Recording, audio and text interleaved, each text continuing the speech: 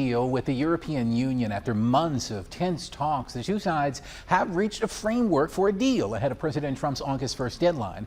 ABC's Nicole D'Antonio in Washington with the potential impact on American families. Congratulations.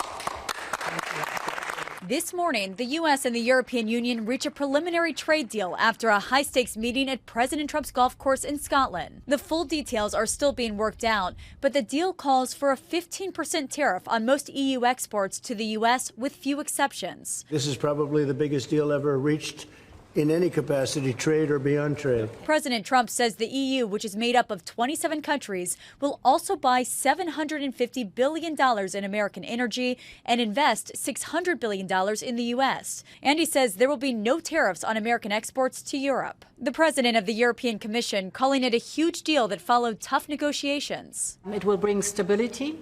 It will bring predictability. That's very important for our businesses on both sides of the Atlantic. Despite the tariffs being much lower than the 30% Trump had previously threatened if no deal was reached by August 1st, experts warn that these tariffs will still increase prices for U.S. companies and consumers. Some worry more countries may not follow through on investing. It is very unclear how also Europe will deliver on these investment plans. Let's not forget the European Commission cannot decide on how individual companies will do their investments. Other analysts add that prices will still rise on popular European products that previously had low or no tariffs, including French perfume, German cars, and the EU's largest export to the U.S., pharmaceuticals. The deal comes as the latest Marquette University Law School poll shows a majority of Americans, 65%, disapprove of the president's handling of tariffs.